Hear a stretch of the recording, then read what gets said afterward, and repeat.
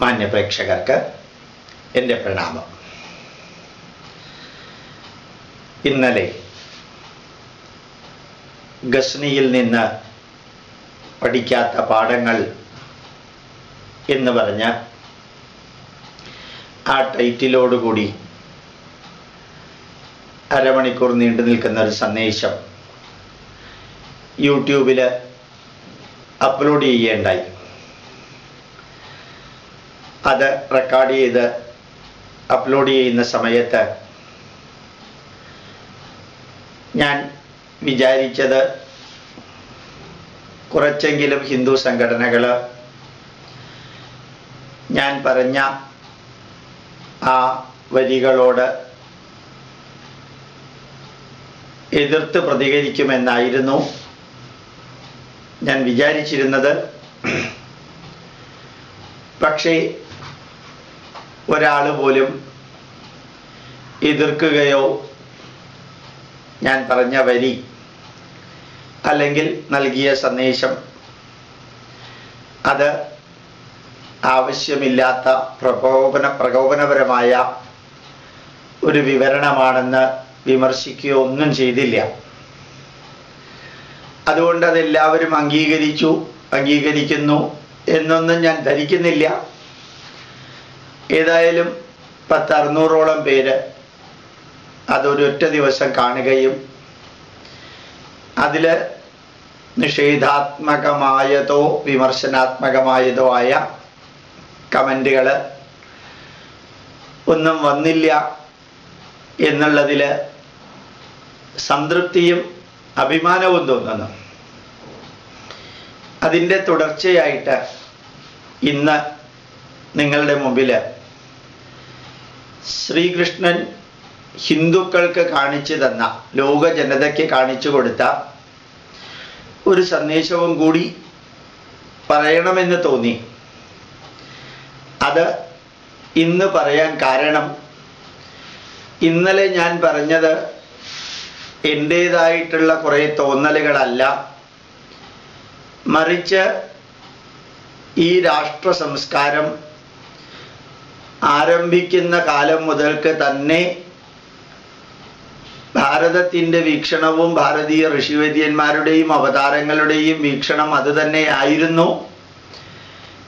ഞാനത് സമകാലീന പ്രശ്നങ്ങളുമായിട്ട് ബന്ധപ്പെടുത്തി പറഞ്ഞു എന്ന് മാത്രമേ ഉള്ളൂ. എന്നൊന്ന് ബോധ്യപ്പെടുത്താൻ വേണ്ടി മാത്രമാണ് ശ്രീകൃഷ്ണൻ മഹാഭാരതം എന്ന ഇതിഹാസത്തിൽ തലങ്ങും വിലങ്ങും എന്താണോ ശ്രീകൃഷ്ണനുമായി പ്രത്യക്ഷമായും പരോക്ഷമായും ബന്ധപ്പെടുന്നവരോട് പറഞ്ഞത്, അതിൽ നിന്ന് ഭിന്നമായിട്ടൊന്നും ഞാൻ പറഞ്ഞിട്ടില്ല. അതുകൊണ്ട് ഇന്നലെ ഞാൻ പറഞ്ഞത് നമ്മുടെ പൈതൃകത്തിൻ്റെ ഭാഗം തന്നെയാണ്, നമ്മുടെ പൈതൃക അറിവുകളുടെ ഭാഗം തന്നെയാണ്. ഒന്ന് ആലോചിച്ച് നോക്കുക. ശ്രീകൃഷ്ണൻ അർജുനനുമായിട്ട് അനവധി കാലത്തെ ബന്ധം ഉണ്ടായിരുന്നു. പക്ഷേ കുരുക്ഷേത്ര യുദ്ധ ഭൂമിയിൽ വന്നപ്പോഴാണ് ഭഗവത്ഗീത പറഞ്ഞു കൊടുത്തത്. ഏത് ക്രൈസിസ് വരുമ്പോഴും ആ ക്രൈസിസിനെ അഭിമുഖീകരിക്കാൻ നേതൃത്വമാണ് വേണ്ട മാർഗനിർദ്ദേശം നൽകേണ്ടത്. ഇന്ന് ഹിന്ദു സംഘടനകളിൽ നേതാക്കന്മാർക്കാണ് എന്ത് ചെയ്യണമെന്ന ബോധമില്ലാത്തത്. എന്തുകൊണ്ട്, എന്ത്, എങ്ങനെ, എവിടെ വെച്ച്, ആര്, ആരോട്, ആർക്ക്, എന്തിനു വേണ്ടി ചെയ്യണം, ആ ചെയ്യുന്ന കർമ്മത്തിൻ്റെ തുടക്കം മുതൽക്ക് അവസാനം വരെയും അവസാനം മുതൽക്ക് തുടക്കം വരെയുമുള്ള ഫലങ്ങളും പരിണത ഫലങ്ങളും ചിന്തിക്കാൻ ഹൈന്ദവ സംഘടനകൾക്ക് സാധിക്കണില്ല. അതാണ് ഏറ്റവും വലിയ പാഠം പഠിക്കേണ്ടിയിരുന്നത്, പ്രത്യേകിച്ച് ശ്രീകൃഷ്ണനിൽ നിന്ന്. കുരുക്ഷേത്ര യുദ്ധം ഒഴിവാക്കാൻ കൃഷ്ണൻ എല്ലാ വിധത്തിലുള്ള കാര്യങ്ങളും ചെയ്തു. അത് ഒഴിവാക്കാൻ പറ്റില്ലെന്നും പാണ്ഡവർക്ക് അർഹതപ്പെട്ടത് ലഭിക്കില്ല എന്ന് ഉറപ്പായപ്പോൾ മാത്രമാണ് യുദ്ധം ചെയ്യാനായിട്ട് കൃഷ്ണൻ പാണ്ഡവരോട് പറഞ്ഞത്. ഇന്ന് ഹിന്ദുവിൻ്റെയും അവസ്ഥ അത് തന്നെയാണ്. ഹിന്ദുവിന് അർഹതപ്പെട്ടത് കിട്ടുന്നില്ല. അത് നേടിയെടുക്കാൻ സാമദാന ഭേദദണ്ഡം പ്രയോഗിക്കണമെന്ന കൃഷ്ണന്റെ വരി ജീവിതത്തിൽ പകർത്താതെ ബാലഗോകുലം ഉൾപ്പെടെയുള്ള സംഘടനകളും നാരായണീയം പഠിക്കുന്ന സംഘടനകളും ഭാഗവതം നടത്തുന്ന ക്ഷേത്രങ്ങളും അതുപോലെ ഹൈന്ദവ ആചാരങ്ങളും അനുഷ്ഠാനങ്ങൾക്കും നേതൃത്വം നൽകുന്ന സംഘടനകളും സ്ഥാപനങ്ങളും ശ്രീകൃഷ്ണന്റെ പേര് പറഞ്ഞ് നാരായണ നാമം ജപിച്ച് ഭക്തി പ്രസ്ഥാനത്തിലൂടെ കൃഷ്ണനിലൂടെ അവനവന്റെ സ്വർഗത്തിലേക്കുള്ള പ്രയാണത്തെ സുഗമമാക്കുന്ന ഒരു ഭക്തി മാത്രമായി തീർന്നിരിക്കുന്നു ഹൈന്ദവ ജനതയുടെ ആരാധന. ശ്രീകൃഷ്ണൻ കർമ്മോന്മുഖനാവാൻ വേണ്ടിയിട്ടായിരുന്നു നിർദ്ദേശിച്ചത്. പ്രാർത്ഥിച്ച് സ്വർഗത്തിലേക്ക് പോകാൻ ഒരിക്കലും കൃഷ്ണൻ ഭഗവത്ഗീതയിൽ പറഞ്ഞിട്ടില്ല. ആ അവനവന്റെ കർമ്മം ചെയ്യുമ്പോൾ ഹതോവാ പ്രാപ്സ്യതി സ്വർഗം ജിത്വാവാ ഭുക്ഷ്യതേ മഹി എന്നാ പറഞ്ഞിരിക്കുന്നത്. നിന്റെ കർമ്മം നീ ചെയ്യുമ്പോൾ പരാജയപ്പെട്ട് യുദ്ധഭൂമിയിൽ വീരമൃത്യു വരിച്ചാൽ നിനക്ക് അപ്പ സ്വർഗം കിട്ടുന്നാ പറഞ്ഞിരിക്കുന്നത്. ഹിമാലയത്തിൽ ചെന്ന് തപസ് ചെയ്തിട്ടോ നാരായണീയം വായിച്ചിട്ടോ ഭാഗവതം കേട്ട് നാമം ജപിച്ച് ഗുരുവായൂർ അമ്പലത്തിൽ പോയി പ്രദക്ഷിണം ചെയ്തിട്ട് വെറുതെ നാമം ജപിച്ചിട്ട് സ്വർഗത്തിലേക്ക് പോകാൻ അല്ല കൃഷ്ണൻ പറഞ്ഞിരിക്കുന്നത്. കുരുക്ഷേത്ര ഭൂമിയിൽ പോലും കൃഷ്ണൻ അർജുനന് ഭഗവത്ഗീത ഉപദേശിച്ചു കൊടുത്തപ്പോൾ ഭക്തിയോഗമല്ല ആദ്യം വിവരിച്ചു കൊടുത്തത്, ജ്ഞാനയോഗമാണ് വിവരിച്ചു കൊടുത്തത്. അറിവ് നേടണം. ഇന്ന് ഹിന്ദു സംഘടനകളിൽ നേതൃത്വം നൽകുന്നവർക്കോ അല്ലെങ്കിൽ അനുയായികൾക്കോ ഹിന്ദു ധർമ്മത്തിൻ്റെ പടയാളികൾ എന്ന് പറഞ്ഞ് വിരിമാറ് നടത്തി തല്ലാനും കൊല്ലാനും ഹർത്താലിനും അല്ലെങ്കിൽ ബന്ദിനും ആഹ്വാനം ചെയ്യുന്നവർക്കോ ഹിന്ദു ധർമ്മത്തിൻ്റെ ഒന്നും അറിഞ്ഞുകൂടാ എന്ന ദുഃഖകരമായ സത്യം ശ്രീകൃഷ്ണനിൽ നിന്ന് പഠിക്കണം. യുദ്ധം ചെയ്യാൻ പോകുന്ന അർജുനനോട് യുദ്ധത്തെക്കുറിച്ച് പറയുന്നതിന് മുമ്പ് പറഞ്ഞു കൊടുത്തത് ജ്ഞാനയോഗമാണ്. അറിവ് നേടണമെന്നാണ് പറഞ്ഞു കൊടുത്തത്. ആ ജ്ഞാനയോഗത്തോട് ചേർന്ന് പറഞ്ഞു കൊടുത്തതാണ് കർമ്മയോഗം. ആലോചിച്ച് നോക്കുക, 18 അധ്യായങ്ങളുള്ള ഭഗവത്ഗീതയിൽ 2ാമത്തെ അധ്യായത്തിലാണ് ശ്രീകൃഷ്ണൻ സംസാരിക്കാൻ തുടങ്ങുന്നത്. ആ ശ്രീകൃഷ്ണന്റെ വിവരണം ആരംഭിക്കുന്നത് ജ്ഞാനയോഗത്തിലൂടെയാണ്. നമുക്ക് നഷ്ടപ്പെട്ടു പോയതും ജ്ഞാനയോഗമാണ്. ഹിന്ദു ധർമ്മത്തെക്കുറിച്ചുള്ള അറിവ് ഇല്ലാത്ത അവസ്ഥയിലേക്ക്. അതുകൊണ്ട് ക്രിസ്ത്യാനിയും മുസ്ലിമും ഹിന്ദുക്കളുടെ വീട്ടിലെ മക്കളും യുക്തിവാദികളും ഹിന്ദുവിനെ തല്ലുമ്പോൾ ഒരു ഹിന്ദു സംഘടനയിലെ ബുദ്ധിജീവിയും അതിനെ പ്രതികരിക്കാൻ മുമ്പോട്ട് വരാതിരിക്കാനുള്ള കാരണം അവർക്ക് ഹിന്ദു ധർമ്മത്തെക്കുറിച്ച് അറിഞ്ഞുകൂടാ.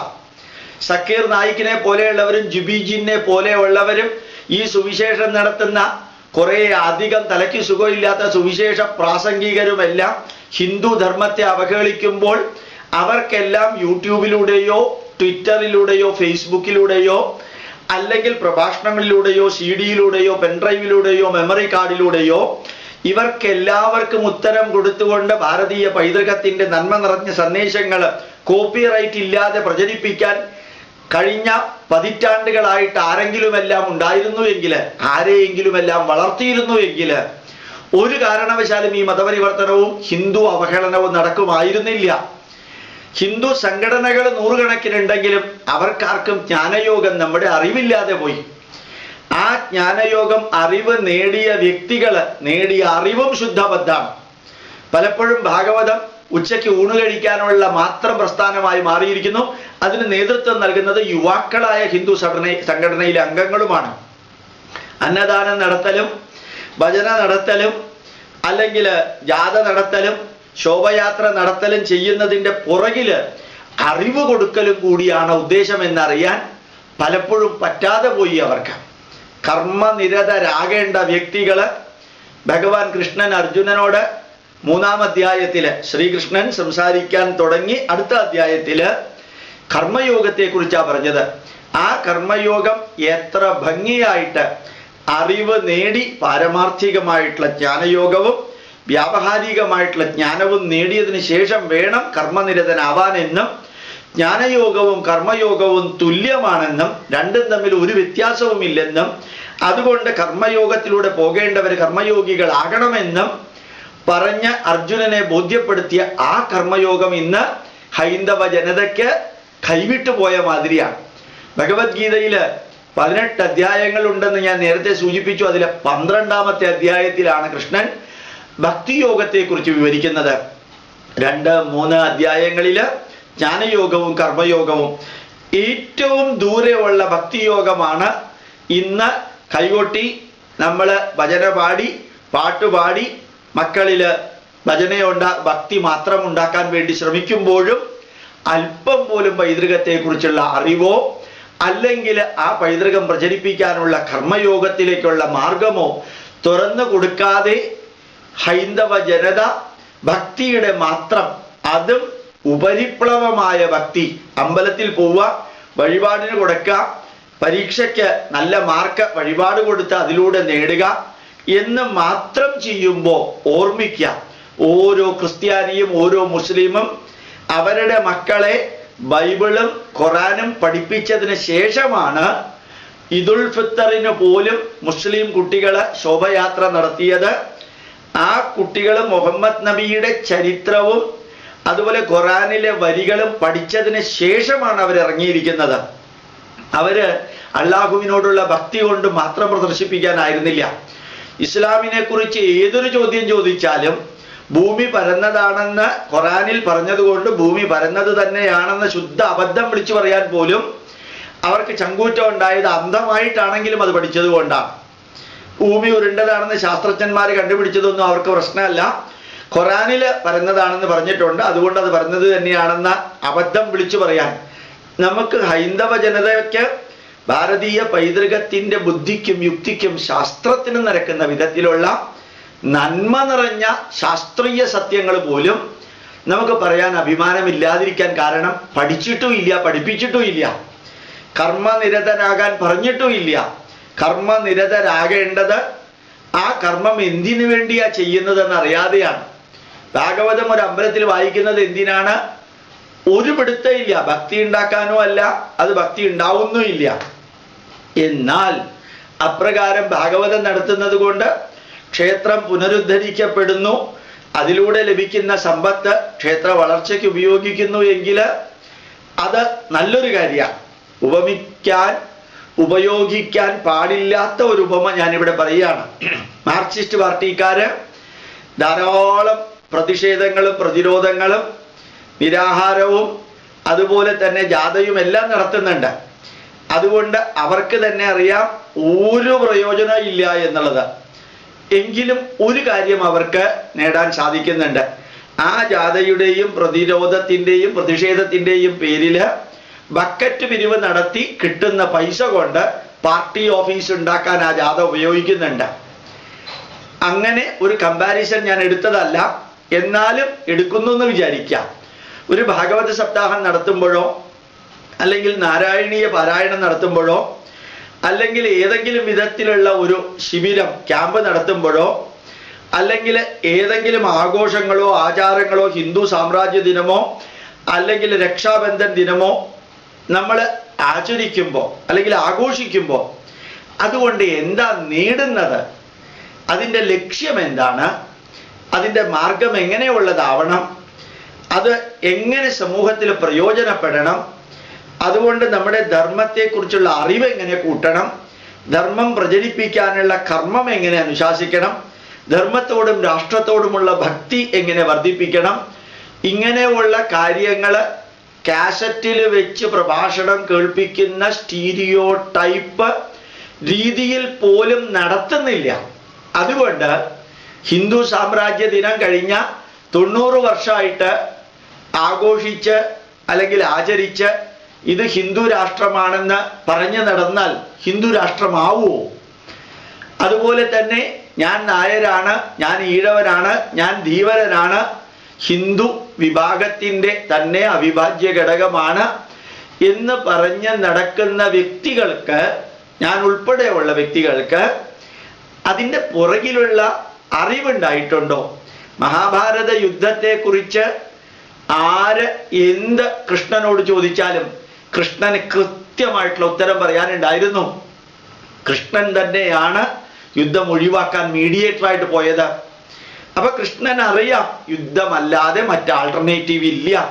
ഹൈന്ദവ ജനതയ്ക്ക് അറിയുമോ നമ്മുടെ നമ്മുടെ അവകാശങ്ങൾ പിടിച്ചു പറ്റാൻ സാമദാന ഭേദ ദണ്ഡങ്ങളിലൂടെ മുമ്പോട്ട് പോയാലേ സാധിക്കുള്ളൂ എന്ന് ഈ കോൺഗ്രസ്സുകാരും കമ്മ്യൂണിസ്റ്റുകാരും ഹൈന്ദവ ജനതയെ അവഹേളിക്കുമ്പോൾ ആ അവഹേളിക്കുന്ന വ്യക്തിയെ തോൽപ്പിക്കുമെന്നൊരു പ്രതിജ്ഞ എടുത്തിരുന്നു എങ്കിൽ കോൺഗ്രസ്സിലെ വിഷ്ണുനാഥിനെ പോലെ ഉള്ളവര് ഹിന്ദുക്കൾക്കെതിരെ പറയുമായിരുന്നോ?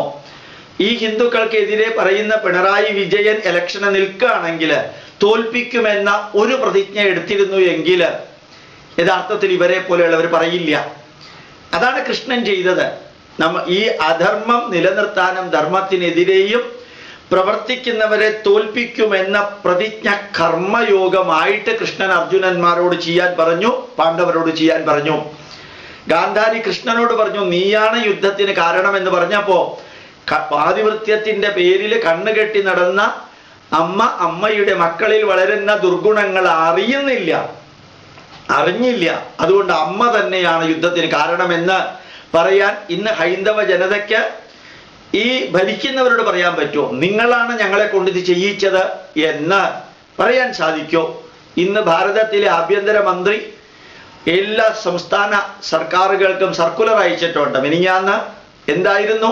ന്യൂനപക്ഷത്തിലെ യുവജനങ്ങളെ മത തീവ്രവാദത്തിന്റെ പേരിൽ അറസ്റ്റ് ചെയ്യുമ്പോൾ ശ്രദ്ധിച്ചു വേണം ചെയ്യാനെന്ന്. മോഡി അതിനെ എതിർത്തിട്ടുമുണ്ട്. മതവും ജാതിയും നോക്കിയല്ല തീവ്രവാദത്തിൽ പ്രവർത്തിക്കുന്നവരെ തടയേണ്ടത് എന്ന് പറഞ്ഞ് പ്രധാനമന്ത്രിക്ക് എഴുതിയിട്ടുണ്ട്.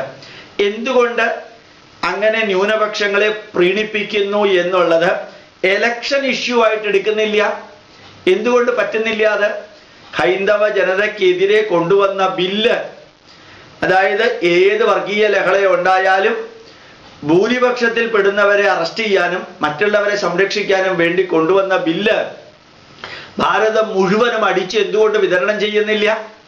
ധൃതരാഷ്ട്രരെ കൊണ്ട് ബോധ്യപ്പെടുത്തി യുദ്ധമല്ലാതെ പാണ്ഡവർക്ക് വഴിയില്ല, അതുകൊണ്ടാണ് പാണ്ഡവരെ യുദ്ധത്തിന് നയിക്കുന്നതെന്ന് കൃഷ്ണൻ തന്നെ ബോധ്യപ്പെടുത്തി, കുന്തിയെ കൊണ്ട് ബോധ്യപ്പെടുത്തി. അതുപോലെ തളർന്നു പോയ അർജുനനെ വളർന്ന് നിവർന്നു നിൽക്കുന്ന അർജുനനാക്കി മാറ്റി. കർണനെ ബോധ്യപ്പെടുത്തി.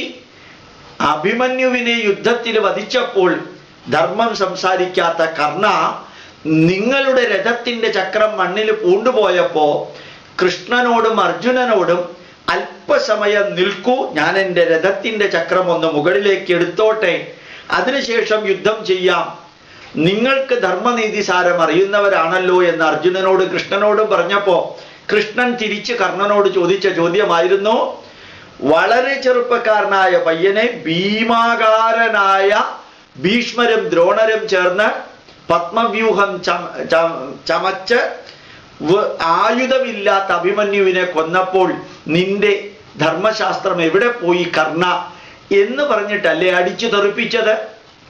ഇത് ശ്രീകൃഷ്ണന്റെ മാർഗമല്ലേ? എന്തുകൊണ്ട് കഴിഞ്ഞ 90 വർഷമായിട്ട് നമുക്കത് പറ്റണില്ല? നേതൃത്വത്തിന്റെ ധാരണയിൽ വന്ന പെശകാണ്. കാലം മാറുന്നത് അറിയാത്ത, അതിന് ലോകം മാറുന്നത് അറിയാത്ത, കോലം മാറുന്നത് അറിയാത്ത, രാഷ്ട്രവും ഭരണവും മാറുന്നത് അറിയാത്ത ഒരു നേതൃത്വം മുകളിലിരുന്ന് പഴയ പല്ലവി ഇന്നും പാടിക്കൊണ്ടിരിക്കുകയാണ്. മാറ്റേണ്ട കാര്യങ്ങൾ മാറ്റാൻ അവർക്ക് സാധിക്കണില്ല. ഭീഷ്മരെ വധിക്കാൻ എന്താണ് വഴി എന്ന് ഭീഷ്മരോട് തന്നെയല്ലേ ചോദിച്ചത്? പാണ്ഡവരെ കൊണ്ട് ചോദിപ്പിച്ചത് കൃഷ്ണനല്ലേ? അതുകൊണ്ട് ഹിന്ദു ജനതയെ അവഹേളിക്കുന്ന ആ ഭരണകൂടത്തിനെതിരെ എങ്ങനെയാണ് പ്രവർത്തിക്കേണ്ടത് എന്ന് കൃഷ്ണൻ വളരെ ഭംഗിയായിട്ട് ഭീഷ്മരെ ശരശയ്യയിൽ കടത്തുന്നതിലൂടെ കാണിച്ചു തന്നു. ശിഖണ്ഡിയെയാണ് മുമ്പിൽ നിർത്തിയത്. അർജുനന് ഭീഷ്മരെ അമ്പെയ്യാനായിട്ട് വേണമെങ്കിൽ ശിഖണ്ഡിയെ മാറ്റി നിർത്തായിരുന്നില്ലേ? ശിഖണ്ഡിയെ ഉപയോഗിക്കേണ്ടത് ശിഖണ്ഡിയെ ഉപയോഗിക്കാനും കർണൻ ഉത്തരം കൊടുക്കേണ്ടിടത്ത് കർണൻ ഉത്തരം കൊടുക്കാനും ഗാന്ധാരിയോട് ഉത്തരം പറയേണ്ടിടത്ത് ഉത്തരം പറയാനും ദ്രോണാചാര്യരെ മറ്റു രീതിയിൽ തളർത്താനും തകർക്കാനും സാധിക്കില്ലെന്ന് കണ്ടപ്പോ അതനുസരിച്ച് തകർക്കാനും തളർത്താനും ദുര്യോധനന് ഗാന്ധാരിയുടെ ദൃഷ്ടി ലഭിച്ചാൽ ദുര്യോധനനെ വധിക്കാൻ സാധിക്കില്ലെന്നറിഞ്ഞപ്പോൾ നഗ്നനായിട്ട് അമ്മയുടെ മുമ്പിൽ ചെന്ന് നിന്നു കഴിഞ്ഞാൽ അമ്മയെ അവഹേളിക്കലായിരിക്കുമെന്ന് ദുര്യോധനെ പറഞ്ഞ് ബോധ്യപ്പെടുത്താനും കൃഷ്ണന് സാധിച്ചത് എയിൽ നിന്ന് ഇസഡിലേക്കും ഇസഡിൽ നിന്ന് എയിലേക്കും ചിന്തിക്കാൻ കപ്പാസിറ്റി ഉണ്ടായിരുന്നത് കൊണ്ടാണ് ആരംഭത്തിൽ നിന്ന് അവസാനം വരെ ചിന്തിക്കുകയും അവസാനത്തിൻ്റെ പോയിന്റിൽ നിന്ന് ആരംഭത്തിലേക്ക് ചിന്തിക്കുകയും ചെയ്ത ആ കൃഷ്ണനെ കുറിച്ച് പോലും ഡിസ്റ്റോർട്ടഡ് ആയിട്ടാണ് ബാലഗോകുലം പിള്ളേർക്ക് പഠിപ്പിക്കുന്നത്. അവിടെയും ഭക്തി മാത്രം. കൃഷ്ണൻ ചെയ്യേണ്ട മഹത്തായ കർമ്മങ്ങളെക്കുറിച്ച് ഭഗവത്ഗീതയിലും മഹാഭാരതത്തിലും വിവരിച്ചിട്ടുണ്ട്. പകരം കൃഷ്ണൻ എന്നെ മാത്രം ആശ്രയിച്ച് കർമ്മം ചെയ്യാൻ പറയുന്നതിന് പകരം അതിൻ്റെ പകുതി എടുത്തു. എന്നെ മാത്രം പൂജിക്കാൻ കൃഷ്ണൻ പറഞ്ഞു എന്നുള്ള രീതിയിൽ കൃഷ്ണനെ കുറിച്ചുള്ള കീർത്തനങ്ങള്, കൃഷ്ണനെ കുറിച്ചുള്ള ഭജനകള്, കൃഷ്ണനെ കുറിച്ചുള്ള ഉപാസനകള്, കൃഷ്ണന്റെ പൂജകള്, കൃഷ്ണനെ കുറിച്ചുള്ള ഭാഗവതം എല്ലാം പഠിപ്പിക്കുമ്പോഴും കൃഷ്ണൻ കർമ്മനിരതനാകാൻ നിർദ്ദേശിച്ച ജീവിതത്തിൻ്റെ ആരംഭം മുതൽ അവസാനം വരെ കൃഷ്ണൻ കർമ്മനിരതനായിരുന്നു എന്ന് ഡെമോൺസ്ട്രേറ്റ് ചെയ്ത ആ സന്ദേശം നമുക്ക് നമ്മുടെ മക്കൾക്കും ഹൈന്ദവ ജനതയ്ക്ക് കൊടുക്കാൻ നമുക്ക് സാധിക്കണില്ല. നമ്മൾ ഇന്നലെ പറഞ്ഞതുപോലെ എഫിഷ്യൻ്റ് ആയിട്ട് കാര്യങ്ങൾ ചെയ്യുന്നു, അത് നമുക്ക് സാധിക്കുന്നുണ്ട്. പക്ഷെ എഫക്റ്റീവായിട്ട് ചെയ്യണില്ല. ഇതെല്ലാം ചെയ്തത് കൊണ്ട് എന്താ പ്രയോജനം എന്ന് ചോദിച്ചാൽ ആർക്കും അറിഞ്ഞൂടാ. മെക്കാനിക്കലി ചെയ്തുകൊണ്ട് പോവുകയാണ്. കൊപ്രയാട്ടുന്ന മെഷീൻ കൊപ്ര പ്രസ് ചെയ്ത് വെളിച്ചെണ്ണയും പിണ്ണാക്കുമാക്കി മാറ്റുന്നത് പോലെ നമ്മൾ ഓരോ ആഘോഷങ്ങളും ആചാരങ്ങളും മെക്കാനിക്കലി നടത്തുന്നു. ആ നടത്തുന്നതിൻ്റെ ഗുണദോഷങ്ങൾ വിലയിരുത്തി അതിനെ എങ്ങനെ ഹൈന്ദവ ജനതയുടെ ഉന്നമനത്തിനായിട്ട് ഉപയോഗിക്കാമെന്ന് ചിന്തിക്കാൻ നേതൃത്വത്തിലുള്ളവർക്ക് സാധിക്കുന്നില്ല. ഇത്രയും അധികം അനുഭവിച്ചിട്ടും അവിടെയാണ് നമുക്ക് പാളിച്ച സംഭവിച്ചിരിക്കുന്നത്. അണികളുടെ കുഴപ്പമല്ല, ആരാധകരുടെ കുഴപ്പമല്ല. ഈ നമ്മൾ പറയുന്നത് ചെയ്യാൻ വിമുഖതയുള്ളത് കൊണ്ടല്ല അത് സംഭവിക്കുന്നത്. നേതൃത്വത്തിലിരിക്കുന്നവർക്ക് എന്താണ് വേണ്ടത് എന്നുള്ളതിനെക്കുറിച്ച് ഒരു പിടുത്തവും ഇല്ല. അവര് ഇങ്ങനെ 101 നാമം ജപിക്കണം എന്ന് പറഞ്ഞാൽ എന്തിനാ നാമം ജപിക്കുന്നത് എന്ന് പോലും ചോദിക്കാതെ മെക്കാനിക്കലി നാമം ജപിക്കുന്ന കുട്ടികളോട് പറയാറുണ്ട്, 101 നാമം ജപിച്ചാലേ ചായ തരുള്ളൂ, രാവിലെ കാപ്പി തരുള്ളൂ എന്ന് പറയുമ്പോൾ ആ കുട്ടിയുടെ മുമ്പിൽ 101 നാമം ജപിക്കുന്നത് എന്തിനാണ്? ചായ കിട്ടാനാണ് എന്നേ ഓർക്കുള്ളൂ. എന്തിനാ നാമം ജപിക്കുന്നത്? എന്തിനാ കൃഷ്ണനെ കുറിച്ച് പഠിക്കുന്നത്? എന്തിനാ രാമന്റെ ചിത്രം വെച്ച് ആരാധിക്കുന്നത്? എന്തിനാ കർക്കിടക മാസത്തിൽ രാമായണം വായിക്കുന്നത് എന്ന് രാമായണം വായിക്കണമെന്ന് ഉപദേശിക്കുന്ന ഒരാൾക്കും അറിയാത്ത അന്ധകാരത്തിലാണ് ഹൈന്ദവ ജനത ഇരിക്കുന്നത്. ശ്രീകൃഷ്ണനെ നമ്മൾ ശ്രീകൃഷ്ണന്റെ ജീവിതം മാറ്റി നിർത്തിയാണ് പഠിച്ചത്. ജനനം മുതൽക്ക് വൈപരീത്യങ്ങളെയും തടസ്സങ്ങളെയും പ്രശ്നങ്ങളെയും നേരിട്ട് ചിരിച്ചുകൊണ്ട് 100-ലധികം വർഷം ജീവിച്ച കൃഷ്ണനാണ്. നമുക്കറിയാം, കഥയാണോ ചരിത്രമാണോ ഏതുമാവട്ടെ, ആ കൃഷ്ണന്റെ ജീവിതം നോക്കാം. തുടക്കത്തിൽ ശകടാസുരൻ, തൃണാസുരൻ, ബകാസുരൻ, കാകാസുരൻ, ശകടാസുരൻ, എത്ര അസുരന്മാരെ ആ കൃഷ്ണൻ നിഗ്രഹിച്ചത്.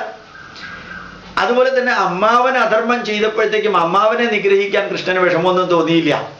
കാളിയനെ നിഗ്രഹിച്ചില്ല, മർദ്ദിച്ചേ ഉള്ളൂ. ഞാനിത് നേരത്തെ പറഞ്ഞിട്ടുണ്ട്.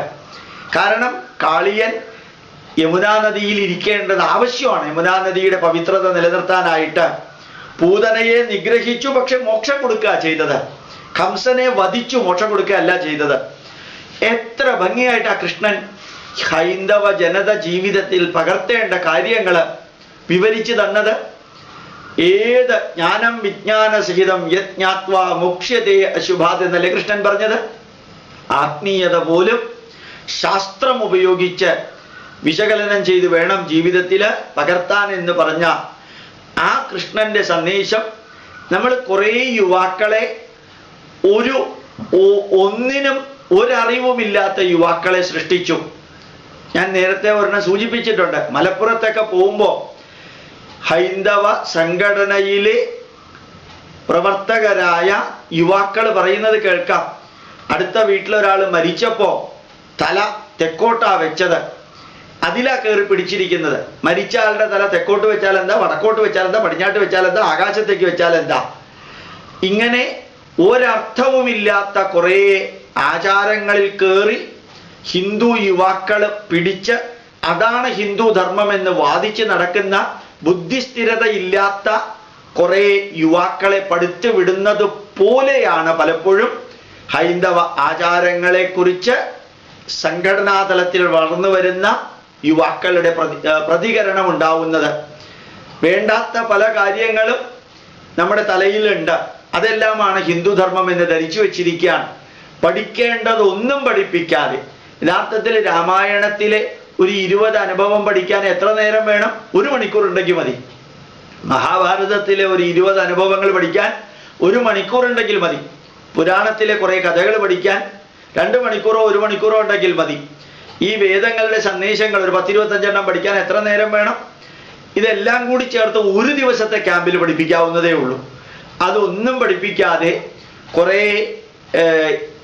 ഏതോ തരത്തിലുള്ള സ്റ്റീരിയോ ടൈപ്പായിട്ടുള്ള പ്രവർത്തനങ്ങൾ നടത്തിയിട്ട് ജ്ഞാനയോഗവും നമുക്കില്ല, കർമ്മയോഗവും നമുക്കില്ല, അന്ധവിശ്വാസത്തിന്റെ കൊടിമൂത്ത ഭക്തിയോഗം മാത്രം വെച്ചുകൊണ്ട് നമ്മുടെ പൈതൃകത്തിന്റെ സംരക്ഷകരെന്ന് പറയുന്നവർ തന്നെ പൈതൃകത്തെ അവഹേളിക്കുന്ന വിധത്തില് സംഘടനാ തലത്തില് പ്രവർത്തിക്കുന്നത് ഹിന്ദുധർമ്മത്തെ സംരക്ഷിക്കാനാണ് എന്ന് വിചാരിച്ച് എല്ലാ ഹിന്ദുക്കൾക്കും ഒരു മുദ്ര, രാഷ്ട്രീയ പാർട്ടിയുടെ മുദ്രയും കൊടുത്ത് ആ ഹിന്ദുധർമ്മത്തെ അവഹേളിക്കുമ്പോൾ പ്രതികരിക്കാനുള്ള ശേഷി കുറച്ച് പ്രാസംഗികരിൽ മാത്രം ഒതുക്കി നിർത്തി അണികള് ഇതെല്ലാം കേട്ട് കൈയടിച്ച് ആവേശത്തോടു കൂടി വീട്ടിൽ ചെന്നിരിക്കുക. ഗോസംരക്ഷണം എന്ന് പറഞ്ഞ് കുറെ കാര്യങ്ങൾ ചെയ്യാം.